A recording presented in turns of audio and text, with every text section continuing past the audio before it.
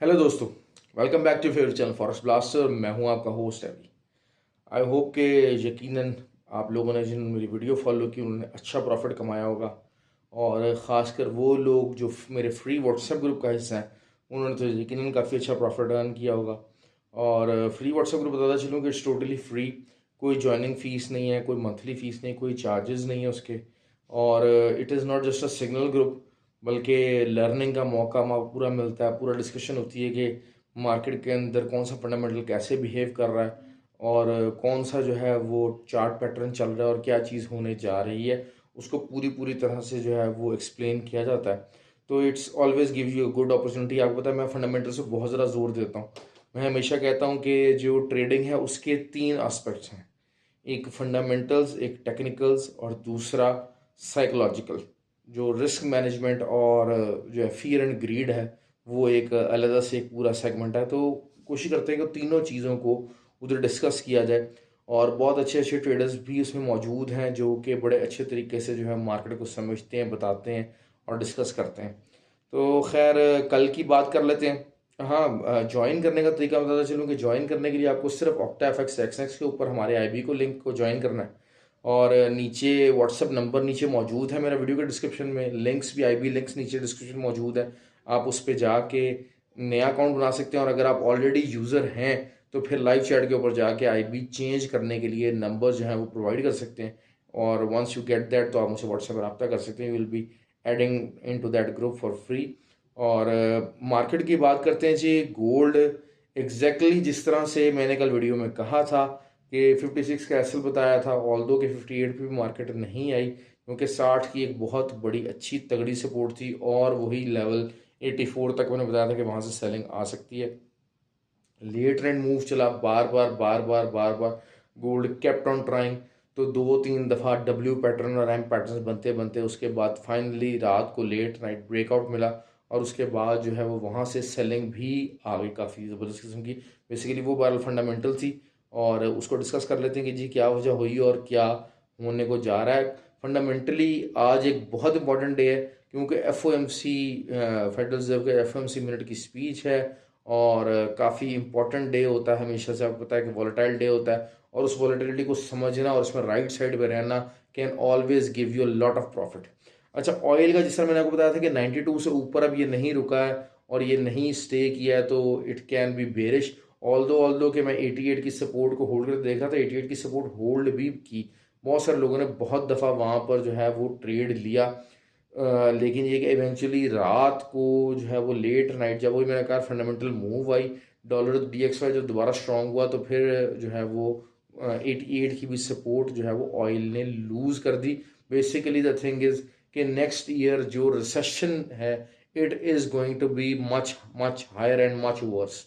ये थे कमेंट्स जिसकी वजह से तमाम जो चीज़ें थीं, वो जो टेक्निकल्स मूव थी वो सारी मलियामेट हो गई। और रिस्क अवर्जन की तरफ जो है वो ट्रेड गई। और उसमें जो है वो ऑयल भी सेलिंग में आ गया, डॉलर बाय हुआ, गोल्ड भी सेलिंग में आया। और काफ़ी मतलब ये कि जो लेवल्स हमने निकाले हुए थे, there was nothing surprising actually. दूसरी बात यह है कि जो अब फंडामेंटली अगर आप उसको देखते हैं तो F O M C minute है। Obviously F O M C minute क्या होंगे, एक्सपेक्टेशन क्या है F O M C minute की। F O M C minute की अमेरिका की तरफ से हॉकिश स्टांस है अभी तक, और वो यही है कि रिसेशन जाए भाड़ में, हमने इन्फ्लेशन को नहीं जिंदा रहने देना। That's it. ये अभी तक का उनका मेन फोकस है और यही फोकस आएगा। और इसका मार्केट मार्केट पे क्या इम्पैक्ट होगा और डिस्कस कर लेते हैं। गोल्ड जहां पर 74 पे भी अगर आपको मिल जाए, 71 के ऊपर मिल जाए तो सेलिंग कीजिए। 84 के ऊपर मिल जाता है तो बहुत अच्छी बात है, सेलिंग कीजिए। लेट नाइट आपको फ़ौरन से पहले इसमें प्रॉफिट लाजमी मिलेगा। और एक दफ़ा जो चांसेस यही हैं कि जो फंडामेंटली डिस्कस कर रहा हूँ कि जो मूव और जो मूवमेंट आएगी उसमें आप एक दफ़ा 50 तो लाजमी टच होता देखेंगे। तो remain in the selling side. क्यों? क्योंकि फेडरल रिजर्व ने F O M C minute में यही कहना है कि जनाब ठीक है जी, हमारे जो है वो इन रिसेशन की तरफ मामला जा सकते हैं, worse is yet to come, but हमने इन्फ्लेशन को नहीं छोड़ना चाहे जो मर्जी हो जाए। So this is what the planning is all about.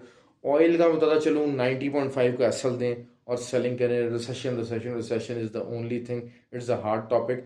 लेकिन ये है कि वही बात है कि टीपी आपका 84 तक हो सकता है आने वाले दिनों के अंदर, कल भी हो सकता है, परसों भी हो सकता है। लेकिन ये है कि बहरहाल ये 90.5 का जो एसएल है, it's going to be a very strong SL, और बड़ा एसएल दे रहा हूँ। नॉर्मली मैं देता नहीं होता, लेकिन ये है कि ये चीज़ है कि बिल्कुल गोल्ड है, वॉलेटिलिटी ज़्यादा है, किसी टाइम भी ज़्यादा मूव हो सकती है, क्योंकि रशिया की तरफ से ज़्यादा एग्रेसिव पॉलिसी अगर अडॉप्ट कर ली गई तो उसकी वजह से ऑन द सेफर साइड 90.5 का एसएल ही चलेगा। लेकिन ये है कि बहरहाल रिसेशन की बात बहुत ज़्यादा स्ट्रॉन्ग है, तो रिसेशन में ऑयल की डिमांड कुछ भी नहीं होनी, ऑयल की डिमांड कम ही होनी है, डिक्रीज़ होगी प्राइस लाजमी तौर पर।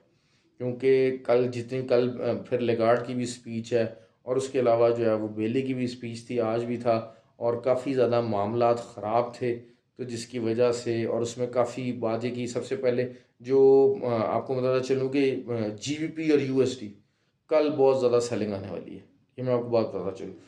क्योंकि इस वीक के बाद उन्होंने कह दिया कि जी हम बॉन्ड मार्केट के अंदर हाथ हमारे खड़े हैं। तो दैट्स इट, जब एक बैंक ऑफ इंग्लैंड साइड पे हो गया इस चीज़ को लेके, तो बस फिर जो है इसका मतलब ये है कि चीज़ें जो है ना वो उसके लिए काफ़ी ख़राब है। यूरो काफ़ी स्ट्रॉन्ग चल रहा है, लेगार्ड की स्पीच है, लेट्स सी कि वो क्या चीज़ को फोर्सी करते हैं। लेकिन ये चीज़ ये है कि थोड़ा बहुत रिट्रेसमेंट आ सकती है इसमें। और मैंने जो आपको यूरो का फार्मूला दिया हुआ है कि बाय द डिप कीजिए, और इवेंचुअली जो है वो डी एक्स वाई ने लूज़ करना ही करना है, इवेंचुअली डी एक्स वाई ठंडा होगा ही होगा। आज भी देख लें, एक ज़रा सा नीचे आया है तो उसने जनाब जो है ना वो गोल्ड ऑयल और हर चीज़ को कितना ज़्यादा पंप कर दिया था। तो ये चीज़ इवेंचुअली आनी ही आनी है डी एक्स वाई के ऊपर। तो दूसरा, बैंक ऑफ जापान की तरफ से इंटरवेंशन किसी भी लम्हे आ सकता है, ऑल्दो के जो है वो बहुत ज़्यादा कोई मूवमेंट नहीं है, वॉलेटिलिटी नहीं है। मैं बहरहाल सेलिंग में रहना पसंद करूँगा, सेलिंग मेरी अभी भी ओपन है जो है वो यूएसडी जेपीवाई की, और इट विल रिमेन ओपन, ये मैं आपको बताता चलूँ। दूसरी बात यह है कि अगर जो है ऑयल जो है उसकी एक ऑयल की जो है वो प्राइसेस डाउन जाएंगी, तो जो यूएसडी कैड है उसके ऊपर प्रेशर आएगा लाजमी आएगा। लेकिन द मोमेंट DXY डाउन जाता है तो यूएसडी कैड के ऊपर उसको इसी से कंसर्न नहीं होता कि ऑयल कहाँ जा रहा है। ऑल्दो कि ऑयल जितना मर्जी इंक्रीज़ हुआ, लेकिन कैनेडियन डॉलर ने स्ट्रेंथ नहीं पकड़ी है। लेकिन जो कल जो DXY जब डाउन हुआ है तो कम अज़ कम भी 100 पिप्स का जो है वो प्रॉफिट, 120 पिप्स तक की मूव जो है ना वो कैनेडियन डॉलर ने दी। और अल्हम्दुलिल्लाह वही बात है कि सेलिंग ओपन थी मेरी, ऑल्दो कि it was not a general call. लेकिन ये है कि मैं बहरहाल फिर भी जो है वो इतने हाई एरियाज़ के अंदर अगर लॉन्ग टर्म भी होल्ड करना पड़ता है मुझे, यूएसडी कैड और ये सारे जो पेयर्स हैं मैं इनको लॉन्ग टर्म भी होल्ड करता हूँ, तो ये 400 500 पिप्स भी अगर ऊपर चले जाते हैं करेंसी मार्केट के, तो I will hold them and I will break them in profit in coming months. तो ये थोड़ा सा मंथली टारगेट्स हैं जिसकी मैं बात करना चाह रहा था। दूसरा नैस्डैक है, नैस्डैक ने अच्छा प्रॉफिट दिया। 10,725 का जो है मेरा टारगेट वो था कि जनाब स्टॉप लॉस रहेगा, वो नहीं हिट हुआ। अलहमदिल्ला तकरीबन तकरीबन 11,000 तक मार्केट गई, और जो 11,000 वॉज आर TP1 और 11,300 समथिंग मेरा TP2 था। लेकिन बहुत सारे लोगों को मैंने कहा था कि जी आप इसको क्लोज कर दीजिएगा, क्योंकि मार्केट किसी टाइम वॉलेटाइल हो सकती है। और फिर वही हुआ कि वहाँ से जब ये रिस्क वर्जन का जो है वो चीज़ चली तो उसने नैस्डैक को भी डाउन कर दिया। बट आई स्टिल थिंक कि कल जो है वो after FOMC meeting Nasdaq will give you an excellent buying opportunity. और नैस्डैक के ऊपर आपको पता है कि जो है वो विद इन मिनट्स आप 250-300 पिप्स निकाल लेते हैं। Nasdaq is something very volatile, लेकिन ये है कि बहुत कम लोग उसको ट्रेड करते हैं, but it is always a fruitful trade. और आज भी हमने नैस्डैक के ऊपर काफ़ी अच्छा प्रॉफिट निकाला है, और काफ़ी उसमें जो है वो लोगों को फ़ायदा ही रहा है। तो बहुत सारे लोग मुझसे, मैंने देखे मेरे जो वीडियो लिंक्स है उसमें दो तरह की वीडियोस मौजूद हैं। मैं अक्सर जो है ना वो अपने ग्रुप के अंदर M पैटर्न W पैटर्न की बात करता हूँ, हमारे वीडियोस भी जो हैं वो शेयर होती रहती हैं उस फ्री व्हाट्सएप ग्रुप के अंदर। तो उस चीज़ को लर्न करना सीखें, प्लीज़ लर्न करना सीखें। खाली सिग्नल के ऊपर रह के आप मार्केट के अंदर अर्न नहीं कर सकते। मैं बार बार आपको ये बात कर रहा हूँ कि इस बेसिस के ऊपर खाली आप मार्केट में सर्वाइव नहीं कर सकेंगे। You have to have the basic knowledge, basic understanding, ताकि आप जो है वो एटलीस्ट अपना प्रॉफिट कमा सके। फिर दूसरा, psychologically you have to control your feelings. आपको मैं बात हमेशा ही बात करता हूँ, you should always have the learning. अगर आपको देखें, अगर आपको वर्सटिलिटी है ना, अगर आपको, मैं देखें मेरी बात सुन, मैंने अगर जो लॉन्ग टर्म ट्रेड करनी है उसका पोर्टफोलियो मैंने अलग रखा हुआ है, जो मेरी इंट्राडे ट्रेड है उसका पोर्टफोलियो अलग है, जो स्कैल्पिंग है उसका पोर्टफोलियो अलग है। तो you can do these things same simultaneously. अगर आपको तीनों तरफ टांग अड़ानी है, आपको एक्सपेरिमेंट करना है, आपको पंगे लेने हैं, तो आप ये चीज़ कर सकते हैं आप, लेकिन अपने पोर्टफोलियो को डिज़ाइन कीजिए। और ये $200-250 $300 ये लर्निंग के लिए तो हो सकते हैं, ये अर्निंग के लिए नहीं हो सकते। मैं आपको बार बार बात कर रहा हूँ, क्योंकि अगर आप इन पैसों से बहुत ज़्यादा हाईली अर्न करने की कोशिश करेंगे तो क्या होगा, आप रिस्क की ट्रेड लगाएंगे। रिस्क की ट्रेड के अंदर obviously risk sometimes page of, but when it don't pay of it will be very bad for you and it will be very ugly.